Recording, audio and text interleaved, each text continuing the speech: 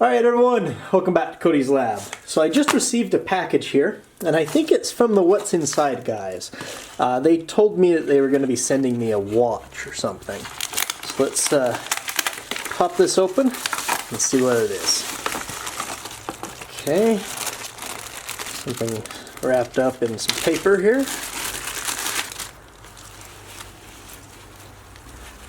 And indeed it is a watch.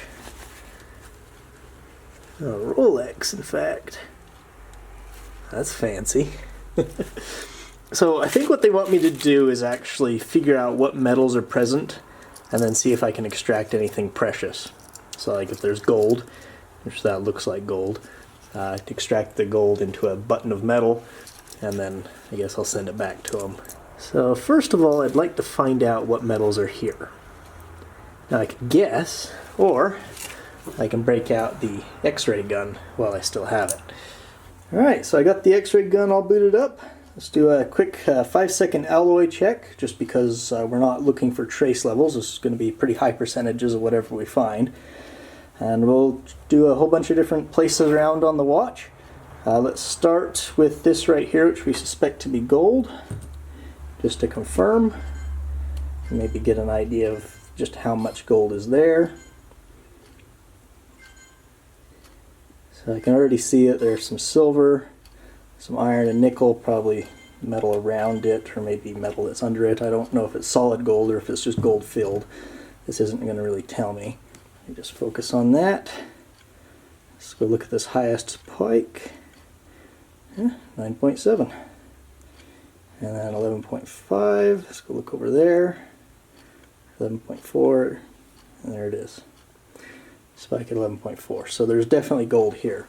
And it looks like the most prevalent, so it's at least, I'd say maybe 18 karat.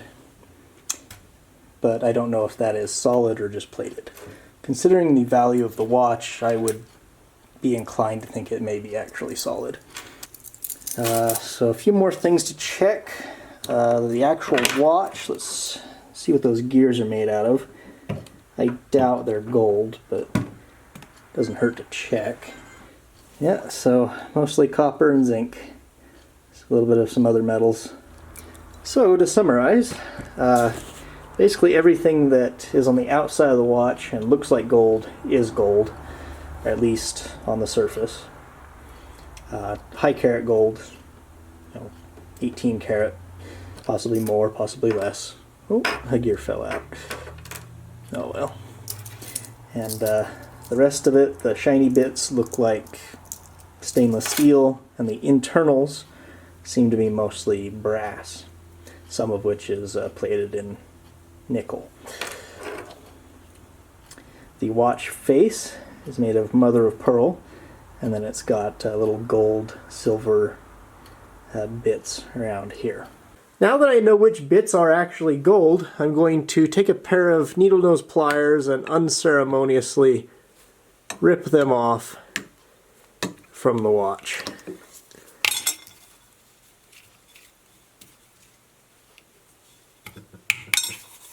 Alright, so I think I've got everything valuable separated out from the watch. So here's all our gold and diamonds, and here's the rest of it.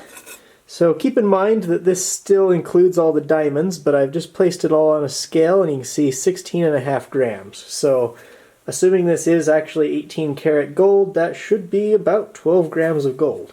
So the first step to purifying the gold is to dissolve it. And for that, I'm just going to use a mixture of hydrochloric acid. And for the oxidizer, elemental bromine. So let me just break the top off of this ampule here.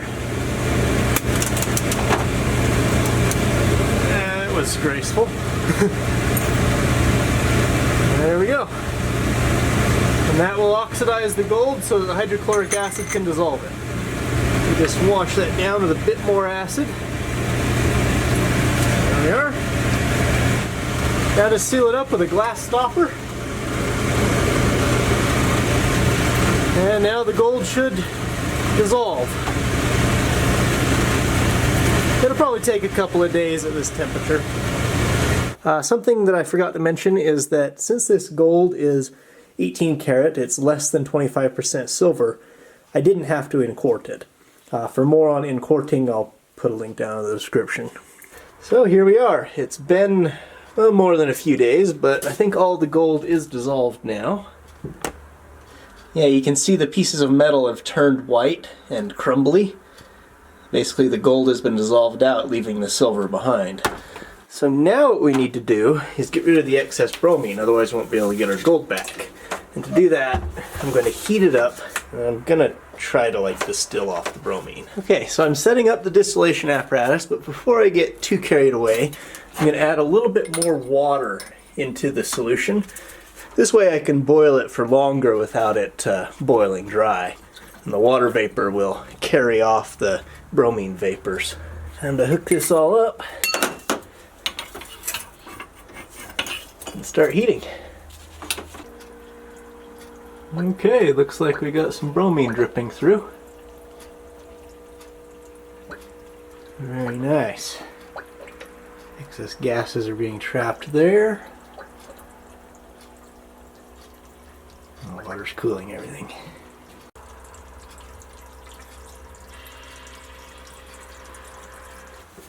Alright, everything's cooled down and we've recovered the excess bromine.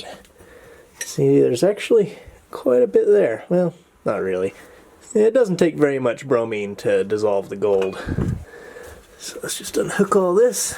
Okay, so now I should be left with a gold chloride solution free of any oxidizing agents. Let's get this filtered out to remove the silver. My sinter seems to have disappeared, so I'm going to use this now red cylinder to separate out the silver using gravity. In case you're wondering, I am rinsing everything with dilute hydrochloric acid so as to not lose any gold. Also, if I keep the solution acidic, then the copper will stay in. If I make this too alkaline or even close to neutral, the copper will fall out along with the gold. Now the silver's settled out, I'm going to pour off the top.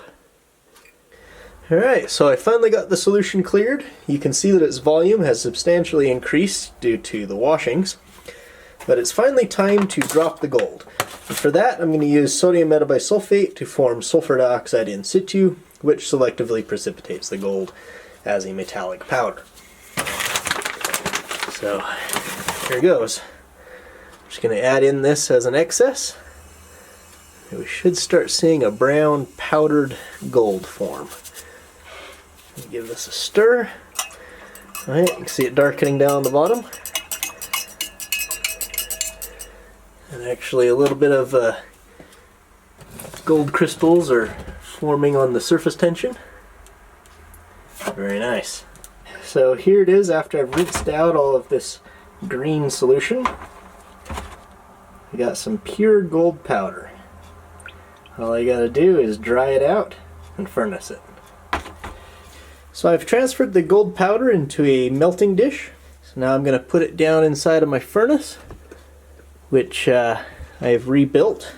You can see now it has much more insulation and a new element. And here we are. The gold has melted into a bead. Very nice. So I've cooled it down.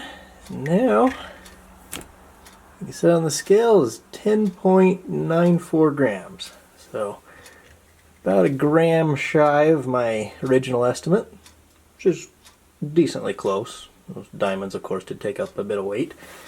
So now let's look back at what didn't dissolve in the acid. This is primarily silver chloride sponge mixed with diamonds, broken glass, and what looks to be some pieces of stainless steel. Let's start by sorting out all those gems. So here are the diamonds that came out of the watch. As you can see, they're not very big. About 0.2 grams worth. Now I should be left with mostly silver chloride here. Although there's still a bunch of little bits of junk in with it. I'm just going to dissolve all the silver chloride in ammonia. There's our ammonia. Alright, so it's been a few days and the silver is finally dissolved. Let's decant off the clear liquid. That should contain just the silver chloride ammonia complex. So now we want some metallic silver, right? So I'm just going to do a displacement using a piece of copper wire. Copper will displace the chlorine, leaving silver metal. You notice the solution is actually turning a bit blue. Yeah. Copper chloride in ammonia is a vibrant blue color. Well, just let that sit for another few days probably. Oh, let me put this back on to keep the ammonia from evaporating. Okay, so it's been a couple of days. You can see the solution is bright blue from the copper, and the silver has formed crystals which are currently falling off that wire. Okay, so here's everything precious that I was able to recover from that watch. You can see here is a vial of the silver crystals that we made.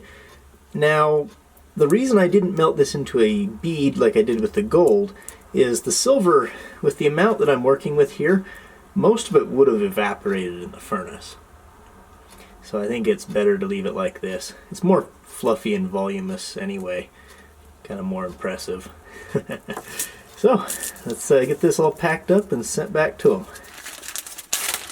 Hope you all enjoyed. I'll see you next time.